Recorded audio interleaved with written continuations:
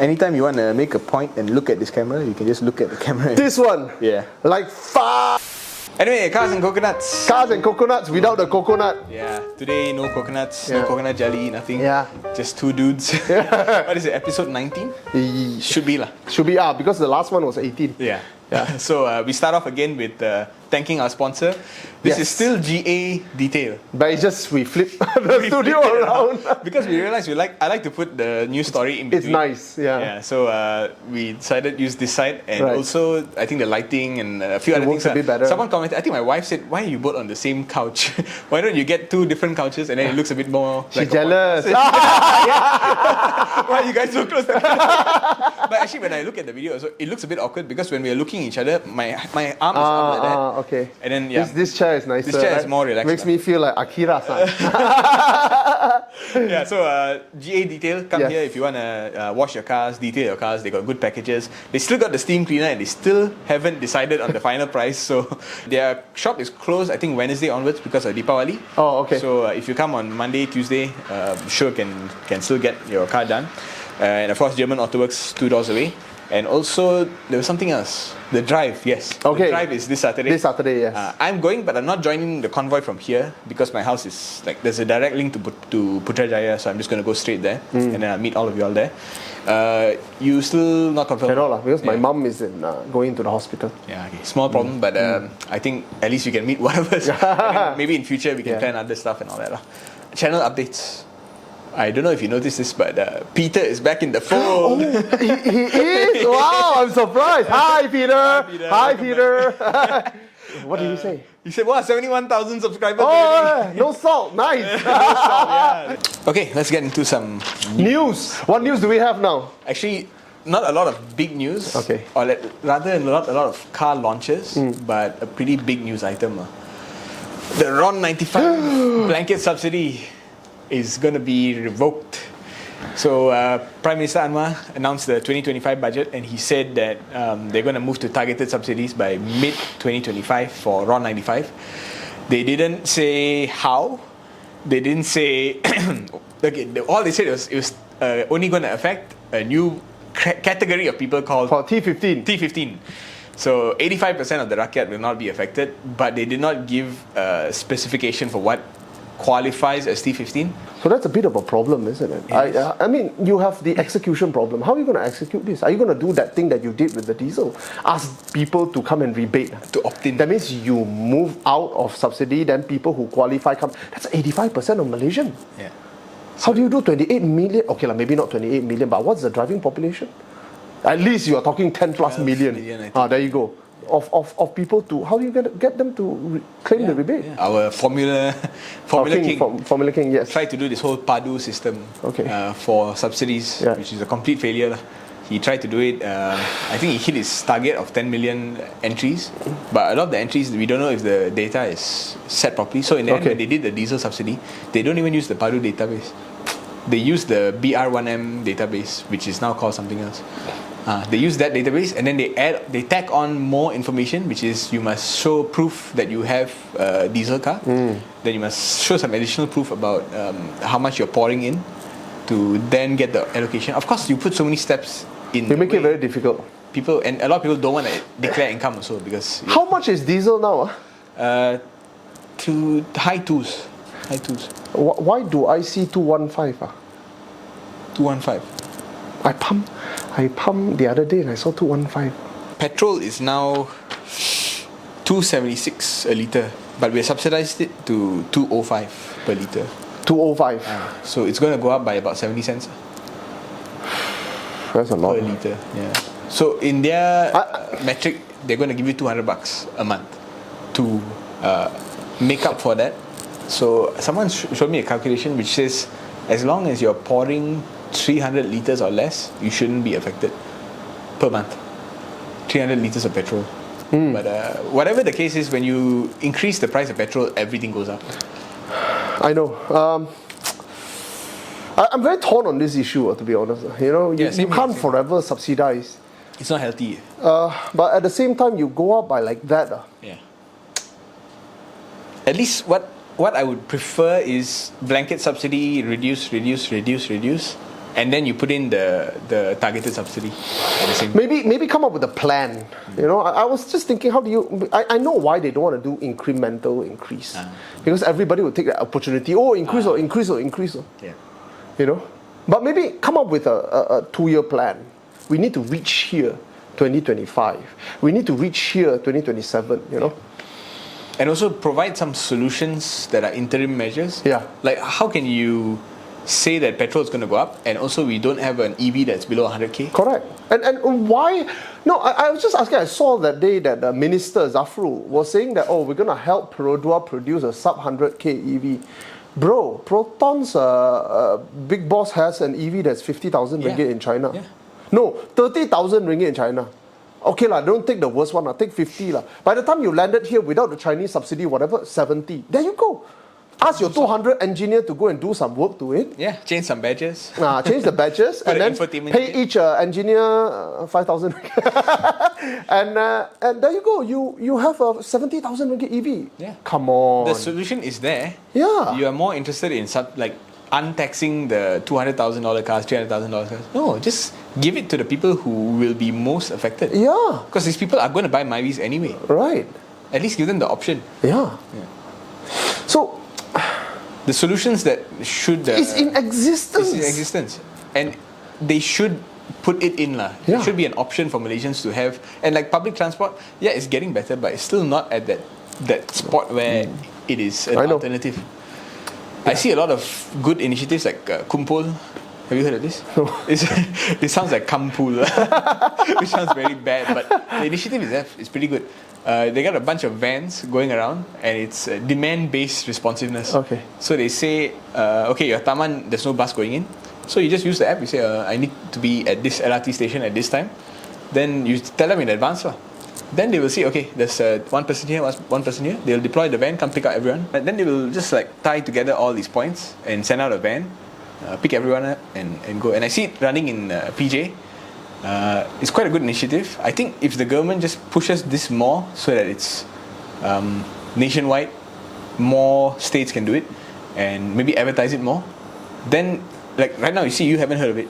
And it's, I think, a PJ-based thing for now. Okay. There are a few other states doing it, but it's just too small scale. Okay. This kind of thing, I think the returns or the benefits to people will be very, very big if it actually is rolled out. I see. The thing is, it's not being rolled out in a big scale. So you can't just say take out the blanket subsidy and then not have a solution for everyone. Yeah. I mean, it really baffles me how you can talk about sub 100k EV as if it's the hardest thing when there are literally sub 100k EV selling in China. No, already in Malaysia, which is Dolphin, is supposed to be sub 100k EV, right? 99k. No? It's lower than that in China. Right, it's much lower than that in China. Fine. So Dolphin is not a sub 100k, fine, because if you take away the Chinese subsidy, it's a bit more expensive. Okay, fine. But Panda was literally 30k in China, bro. The Geely one. I'm like, when I looked at it, I can't believe it. Okay lah, worst case scenario lah, with Chinese subsidy, 50k. How about that? Landed here 65, 70k lah. How about that?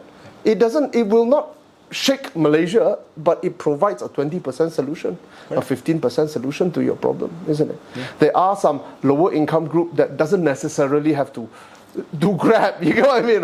Yeah. They are running A to B every day. It's fine. And this is the part that really baffles me. Because as a government, what you want to do is you want to collect tax from the rich. Okay, the subsidy is costing you too much money, fine. And then you're saying if you're rich, you get to benefit from more than 100,000 ringgit EVs being untaxed. So you're not collecting money from the rich in that case. Yeah. And those rich people would have been probably pumping RON95, let's say, or they wouldn't be driving so much that they would be eating too much of your budget. The subsidy, most of the money going out is actually the larger population. So if the larger population has access to an EV that is 50k, 70k, 100k, then a lot of your subsidy savings will come. Yeah. So why don't you forego the duties and taxes on a EV that is below 100k instead of foregoing those taxes on a EV that is above 100k? There you go. It makes no sense. I've been evaluating the entire EV policy in Malaysia. I'm thinking, I mean, to a certain extent, I have to say it's very daring because it created a really interesting market in Malaysia where where we are a super case study for super competitive EVs in the world, you know. Yeah. You know, if you cut it here, you are cutting it in the world. That's why now the players are Tesla Model 3 and BYD Seal. Have you seen the new Seal? Sea Lion. No, Seal 2025 facelift. Really? I think it's a facelift. It looks same, significant change in terms of look, but the shape is there. So I think it's a facelift. Okay. I saw the Sea Lion. Sea Lion also, not bad. Oh, BYD is killing it, bro. It's good stuff, man. I like when you see like what someone can do when they're not constrained by a lot of legacy things. But then I was looking at China's EV policy because I was talking about EV incentive and whatnot, and I realized that China's EV policy is very direct. There is a direction that is quite clear. Invitation for Tesla is to spur competition so that those backbencher EV milker of the government wake up and say, it's getting real. We can't sell anymore. You know, and that forces them. That's why you have that feel that come out like, whoa, these boys are on top of their game. And you look at the latest Chinese EV, bro. The Germans are shaking. The Japanese have given up. I don't want to speak this language. You got what I mean? You got what I mean? But I look at Malaysia and I see that Tesla treatment. Then I want to ask, what do you hope to achieve? You think Tesla is going to open a gigafactory in Malaysia? That's another piece of news. They have one new job listing for battery procurement specialist in Prai. So they are thinking about it. They probably hire one guy, ask the fella to do a case study, and then, okay, it's not working. Just close it. Yeah. It's not going to be a gigafactory here. We don't have the minerals. So why do you treat Tesla with, what do you give Tesla? Or unless I'm misreading the entire move. It's not for Tesla, it's for all EV. To get them here, get them invested. So that they will be, because now, next year onwards, it will be CKD. So some of these players will be invested enough, like BYD for example, okay let's put in the money. You got me? Maybe that is that. And I see it from a macroeconomic point of view, but from an internal point of view, like what you said. It's very short-sighted. Yeah. And I think the Tesla thing, they want Tesla to come for political clout.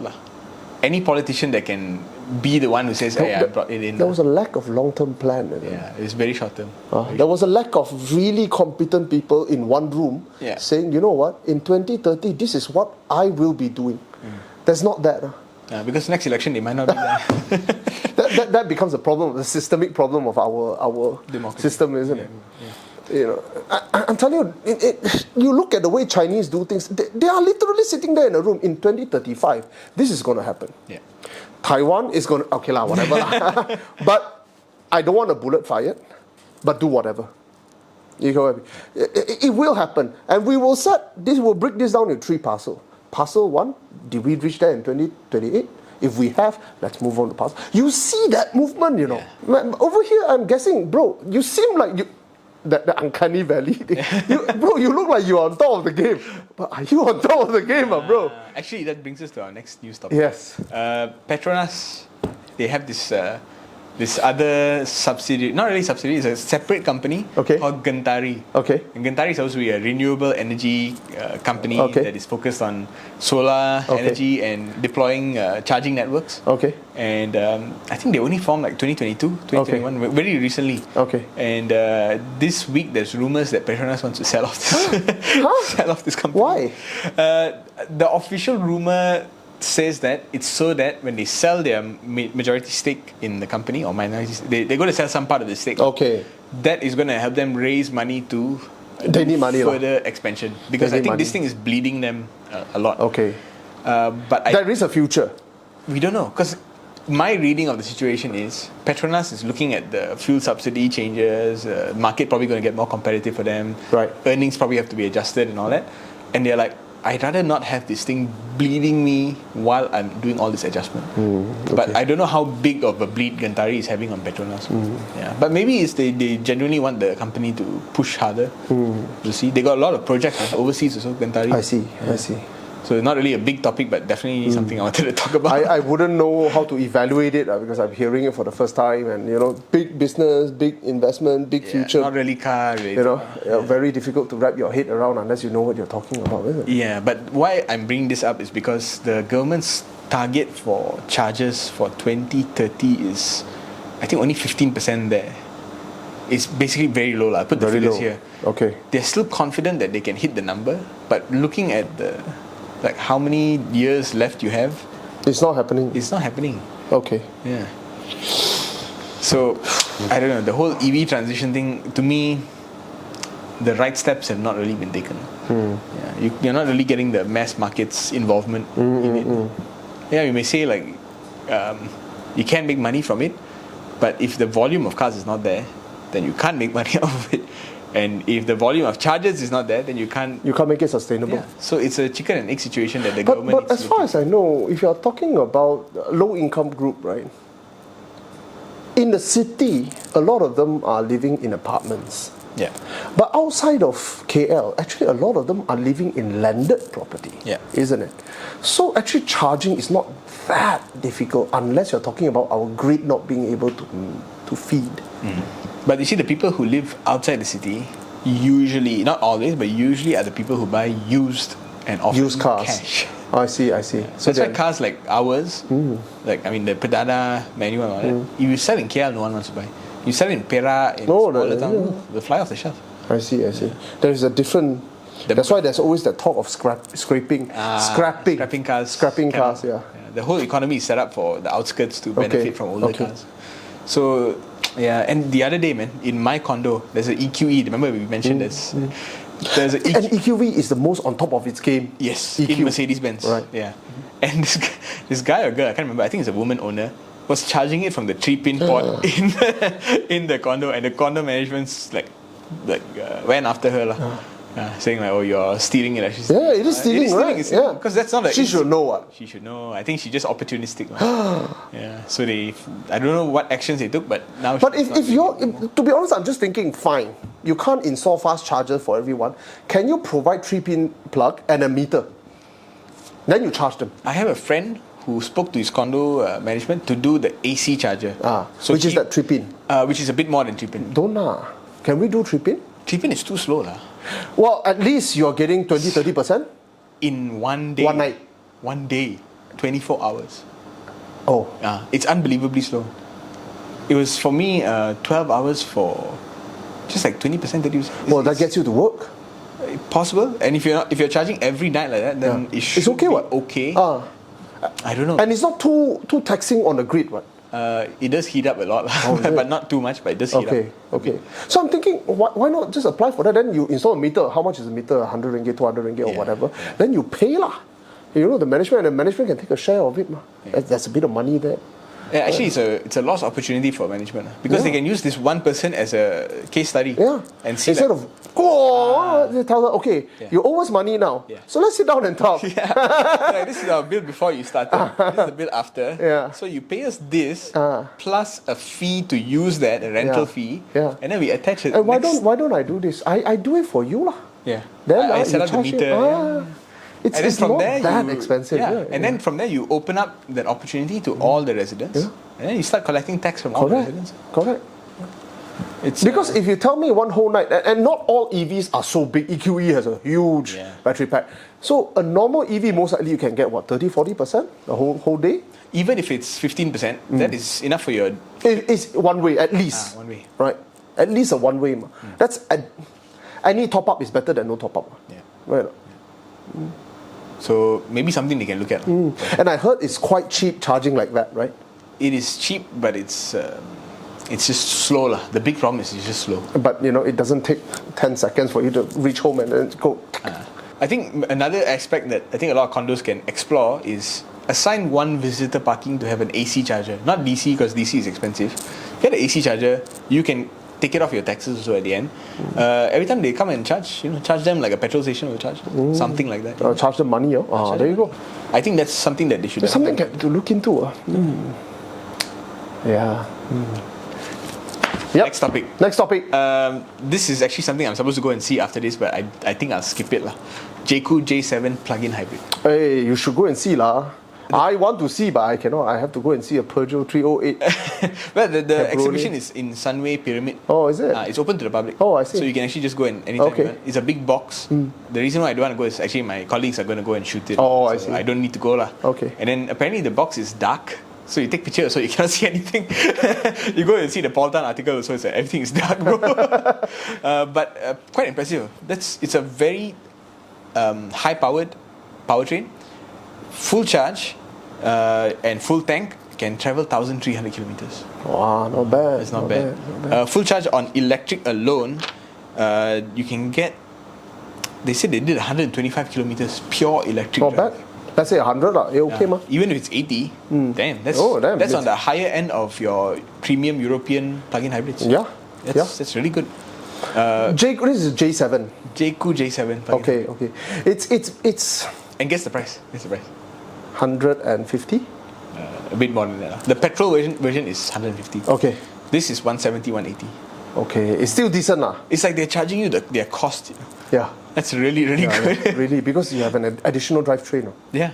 You have electric motor. The whole gearbox is different. Right. The engine gets downgraded from 2 litre to 1.5. So it's the Omoda turbo engine.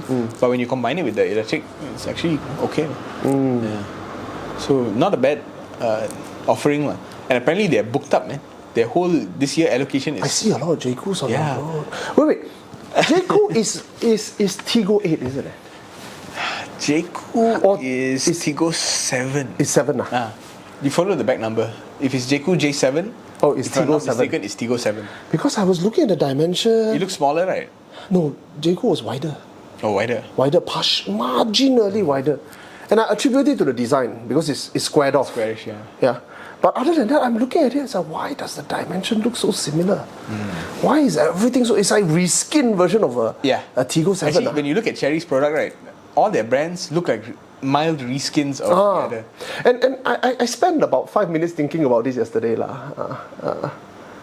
I think Chery's idea is because we don't have branding.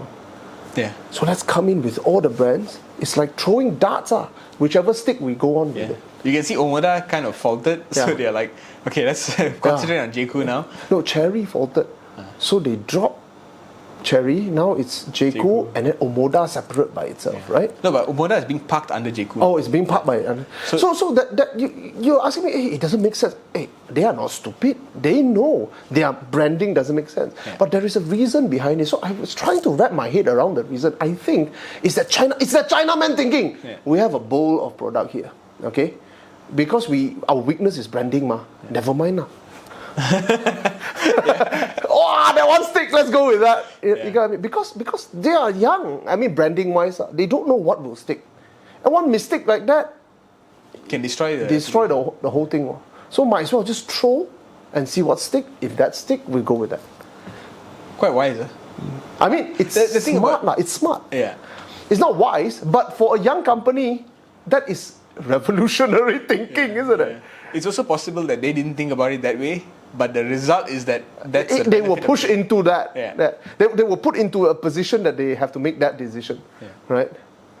It's interesting, and I think in the early days when I remember the first X70 when it was coming, you were asking me what's the flavor of Chinese cars. I think the flavor is only now starting to come out. You see the way that each brand sort of thinks differently about how to do their products and all that. Yeah, you start to see it slowly coming out. You start to see it. I'm very impressed with the ICE Chinese. I'm not so impressed. I realize I'm not so impressed. But it's the EV one. I'm like completely blown away. I was looking at Zeekr the whole night. I was like, it's like you. Then I look at my car. I'm not talking about 1970s or Datsun. Okay, I look at my car from like FJ. I look at my from 20 years ago. It's like these two products look like they come from two different civilizations in two different planets.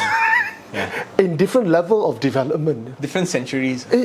One is a stone tool, the other one is a copper tool. It's that different. And you know, I have a lot of viewers on TikTok that are hardcore eyes, hardcore eyes. We want to see. I wanted to tell them, you know how I look at modern ICE now. No, I like ICE, of course, V8 now, you name it. But the modern ones, none of them excite me. No. And I start looking at them like, these are very bad EVs. You know what I mean? These are horrible EVs. You know what I mean? That's how I feel, unfortunately. Yeah. And that's what I get from the Chinese cars. You see that character very strongly in the EVs. The ICE product is like, just do it. Just do it. Whatever. Oh, you're not happy. Okay, I take another one. This one also not happy. You go him. It's okay. Sorry. Here's your money. You know? But the EV is where you see them putting the effort. It's very impressive. I was Zeekr what else even the ugly one, the C3, was it? C3.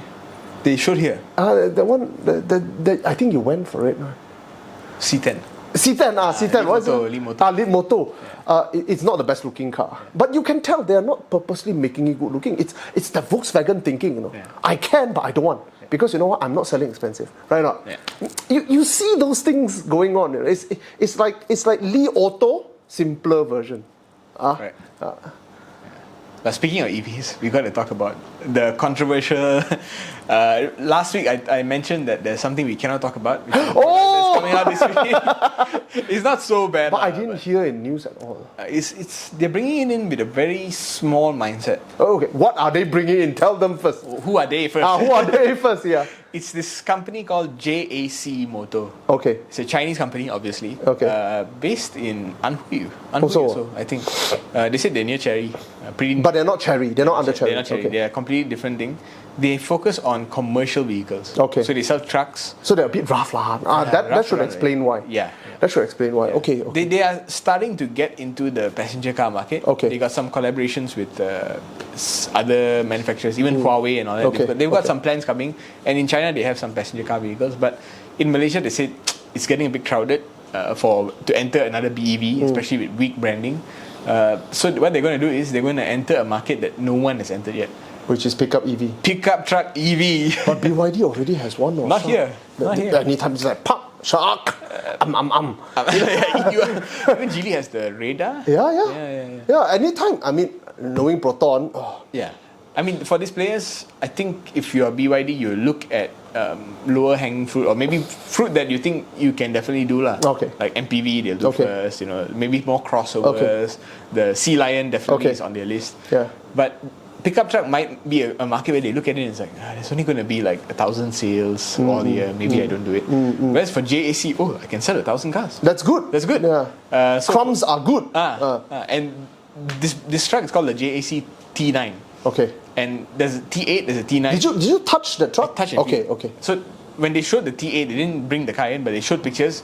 Immediately, one look, you can tell this is the old China mentality, where it's a very rough around the edges truck, where as long as it moves. It's like your Tata Xenon kind of thing, where this is like, they're going to use it in an estate, they don't care what it feels like as long as it works. Yeah. That's the T8. Yeah. And there's an electric version of the T8 as well. And they said they're going to bring it back. Because some clients, if you're a big corporate client, you have pressure to do ESG. Okay. Your shareholders are going to say, hey, where's your electrification? I bought 5 Chinese electric You're trucks. talking about the palm oil estates. Palm oil estates, DHL, all these big players. Actually, they are the ones that should be electrifying. They should be, and they have the scale to do it, So if you offer them a cheap Chinese electric truck, they can tick that box. And 70,000 ringgit truck. 70,000, so that's what the T8 is for. So they're not emphasizing the T8, they're just saying we're bringing it. Because that is business to business sales. That's B2B kind of sale, They don't need to present it nicely. Correct. The T9 presentation is, there's a diesel version, there's an electric version. Those two are coming already, early next year. On top of that, next year they're going to introduce a plug-in hybrid petrol version. Wow. Yeah. So this one truck body is set up to do a lot of things. They even got a range extender version, but I don't think they are going to bring that in. Okay. So they're looking at incentive structure and all that. For now, the diesel version is spec'd like a wild track.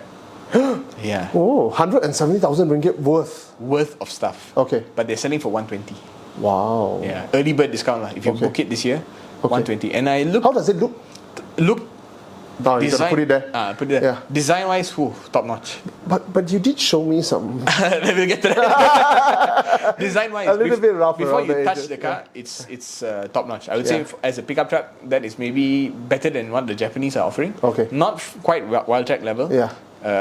But close lah. But once you come up close, you'll see lah. It's not really up there lah. A lot of hard plastics. Okay. You get the D-Max effect. D-Max feel. D-Max feel. You know, nice clothes. Nice clothes, but the inside is still the same thing from the past 20 years. Correct. Okay. So a lot of hard plastics. Okay. But they're doing some things right. Like the screen is huge. Right. Digital display. Right. So like a lot of tick boxes are checked. But this market sometimes is about utilitarianism. Sometimes actually being simple. It's the price. Is better, It's the price and also being simple, isn't it? Yes. You know. So they're not very ambitious with their sales figures. Okay. They are like, if we sell a bit here, sell a bit there. We're opening like I think 15 showrooms throughout the whole country. They just want to have. They don't want the dealers to compete with each other. So one state, one showroom. Kind of thing, or at most 2 showrooms. Okay. So their emphasis is not on the diesel, even though that's a cheaper one. Their emphasis is the EV. Because the same T9, same spec, everything, I think a little bit of differences with the gear shifter and all that, is going for 200,000. The EV? The EV. Okay. And the battery pack is pretty big. Okay. 88 kilowatt hour, which is quite big. Right. But the range, WLTP, so can believe, is only about 340. I see. So for a pickup truck, it's a bit low lah. Okay. But if you're running a small business and you know you're inside one state only, I think it's doable. Okay. And you're telling me if you're very predictable travel routes, and if you're telling me diesel price is up, and you don't want it makes sense. It makes sense. Yeah. And the subsidy doesn't cover your thing. Right. Then okay. But it's 200,000. It's 200,000, which is the price of no longer a utilitarian pickup. It's not cheap lah. It's not affordable lah. Let's put it this way. Yeah. But I don't think they are scalping the market. I think 200,000 for a battery pack of 88 kilowatt is kind of expensive lah. I think they can maybe bring it down a little bit, but not by much. Okay. I think at most would be like 180. It's because the battery is big. Battery is big, but the thing I showed him, which was why I thought it was a little bit tacky lah, sus, is because they welded the battery pack at the bottom. I was curious. You're telling me these two are the same truck, but one is electric and one is diesel. I want to see underneath. And you saw it. And I was the only one in the whole launch who was going on his knees taking pictures of the undercarriage. And the undercarriage of the electric version, basically they take out the what you call it, prop shaft. Yeah. They take out the diff, everything. They take everything out and they just shove in an aluminum battery pack and they bolt it onto the leather frame. The correct way to do this is actually put it as the floor of the floor of the, or put it inside the ladders. Yes. Right now, for pickup. For leather, we don't know because there's never been a leather chassis EV in Malaysia. Okay. I think in the US they have a few. Usually, when you do battery electric, for safety reasons, what you'll do is you integrate it into the chassis, and you make it in the center on the as low as part of the floor. Yeah. And it's like now there's newer cell to chassis kind of technology where there's literally no gap between the battery pack and the chassis. The battery pack is the chassis. Right. But then you look at this and it's like I'm just thinking if it's a ladder, the best place is in between the ladder, correct? In that little in between the frames, Yeah. That means parallel to the frame, Because in the gap, Yeah, in the gap. It's usually it's empty, Yeah. That's the best place to put it. But I have so many questions.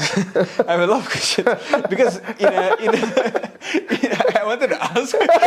How come like that? And the other thing is like the diesel version in Australia got 5 stars safety rating.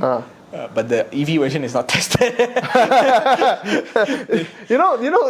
Speaking of that, recently what's his name? MG got a 0 star. Yeah, actually, that's one of the news. Oh, is that the next item? Yeah, we can move down. Yeah. Okay. So MG got a 0 star. Yeah. Now, a lot of questions come into my mind. MG5. MG5, which is the sedan, the B segment going to C segment. Why did it get a 0? So in Australia, the first batch that went there didn't have seatbelt pretensioners. Oh, that means it doesn't pull on your seatbelt before you crash. And then that affects the effectiveness of the airbags and stuff like that. So when you don't have that and you have a crash test. But a lot of our cars don't have that. Our cars. I think mid-spec cars onwards they will have one. Oh, okay. So like Honda Civics and all that will start to have it already. But City Vios all don't have. I gotta go and check. I'll put it here whether they Okay. Yeah, so the thing is, they don't sell those cars, City Vios, they don't sell it in Australia. Yeah. So a lot of the argument in the comments became, well, you're driving a Activa, you're driving an Axia, you're driving a Maybe, you think those cars will be 5 stars? No, my question is, why didn't they allow it to be tested? So, do they not know that it would become an issue? I think the Australian distributor apparently imported directly from China. Okay. And because of that, there was a spec mix-up, I think, and then they just someone didn't do their homework. Someone didn't do their homework. Okay. And it's probably Australian. Because I'm thinking, I'm just thinking, 0 star, there is a reason. Yeah, but it's an impossibility. You'll never see any brand look at the metric and then say, okay, let's try and then get 0 star. It doesn't work like that. They will not do that. Yeah, so something must have happened. So you're telling me, okay, one of a feature of a modern safety is not there. Yeah. Now, okay, is this feature in every car? I can tell you my car don't have seatbelt. But here's the thing. Yeah. This feature, the seatbelt pre-tensioner, is in our version. Oh, it's in our version? It's in our version. Because we are getting ours from Thailand. And the Thailand spec one has it. But why China one don't have? I don't know. Maybe they specified it as the most basic spec. I don't know. There's a lot of features on that Australian version, which was not in the Australian version. Can we take hours? Would MG take hours to go and test? That's the thing that's worrying now, because why don't you get on this before you get so many lost sales and big brand reputation hit? Quickly go and send it. Yeah. At your own cost. Yeah. Because and then advertise. But then they don't even advertise. My condo, I see it because we have a digital billboard and they keep playing Chinese ads, Chinese car ads. Now it's this month's one is GWM Haval H6. Oh, I see. Yeah, so it remains to be seen how they handle this issue. But for now, Road Hunter is biting. Oh, Kuhan is biting. I see. Sometimes you bite a bit too hard without knowing the we brought it up in our previous podcast episode, but I was not so sure about the details because 0 it's not something that normally happens. Yeah. So something would have caused it to be 0, correct? Yeah. No? Yeah. But of course that also raises the issue, who the heck? What happened in between the communication that caused this to happen? Yeah. Right? This is your typical, in my view, it's a typical state-owned company problem where there's so much red tape and then suddenly you have one little offshoot who wants to do something their own way and then pop, so a bit unfortunate, but hopefully they rectify the situation. We're not saying it's a 5-star product, but the 0-star thing is. I mean, take it with a pinch of salt also, because it's this kind of thing. People are not stupid, let's put it this way. I mean, people are stupid. 0-star, I'm gonna die in this car. Dude, hey bro, that guy who spat like a complete nut in the rain. The car crashed so bad. Fellow walk out and film his car. Can go to the scrapyard. I still haven't seen that video. MG should be on top of their game in some ways. In some ways. But there's somebody in my TikTok video asked me about MG. Have there been a lot of complaints about MG? And then I said, I actually don't hear a lot, but I hear about that NCAP thing, which is this week. Then some guy in UK said, MG a lot of problem. Right, so I mean the NCAP, take it with a pinch of salt. I'll go and do a bit of research if you're worried. Few more to close out. House of Stellantis. Oh yes, it's not really called House of Stellantis. they have, it's a mistake by you. It's a mistake by me. Yeah, it's called House of Stellantis. Sounded like an Indian restaurant, I definitely heard the term somewhere, so I think maybe it's House of Atlantis. They're just calling it multi-brand dealerships now. Okay. So, but that's even worse. House of Stellantis. At least I can imagine some whiff of masala. I was gonna say some Godfather Italian kind of thing. This is my house. Don't come into my house. You don't come into my house. You see the Italian and New York connection, The coffee. But their first multi-brand dealership opened in Old Klang Road. Oh. So you can go in, you see Peugeot, you see Leapmotor. No Citroën? Not yet, but it'll happen. So it's Citroën, Peugeot, and Leap. No what Citroën else? Yet. Sorry, it's Leap and Peugeot now. And from my understanding, they are going to allow certain principals to want to bring in other Stellantis brands. Oh, I see. So no Dodge? No Dodge Chrysler? I don't think they have right-hand drive, Dodge, Chrysler. I'm not so sure. Chrysler has now only one product to sell. Which one? They lost the 300. Okay. So they only have one with the name one. I'm like, how did a company that is a competitor to Toyota now dwindle to one model? Like, what is going on, bro? Maserati! It's Alfa Romeo in Stellantis? Alfa Romeo is in Stellantis. And from what I heard, somebody who has a Peugeot showroom wants to bring it in and only open 3 or 4 showrooms throughout the country. So low volume, kind of Jaguar competitor kind of thing. Okay. And as you can see, Jaguar is dead. So I think it's a good time to enter the market and try to sell. Jaguar is dead. What product do they have? Yeah, they decided to take a hiatus. Oh, Land Rover making money. Okay, I see. That's the reality of Jaguar right now. Sad, man. Sad, bro. What the heck happened to you? One more thing. BMW Malaysia is the official e-mobility partner of the Maybank Championship 2024 Golf Tournament. The entire sentence went over my head. So don't send me press releases about that shit. That's how uninteresting it is. Wait, so there's the only reason I bring it up is to show you how stupid it sounds. Wait, so there's a golf tournament. Don't talk about it. Don't give them free and Maybank is the official sponsor. Yes. And BMW is providing a car. E-mobility sponsor. So basically they couldn't sell the iX. They couldn't sell the iX. Hey, but BMW, I was looking at their sales figures are pretty good for the EVs. Wait, is it good or is it okay? It is better than their rivals. Wait, their rivals completely Audi is not there. I asked this question, what the bro? Yeah, where's Audi? Yeah. Your e-tron is, I mean, my wife hated it, but I know why. I don't hate it. Yeah.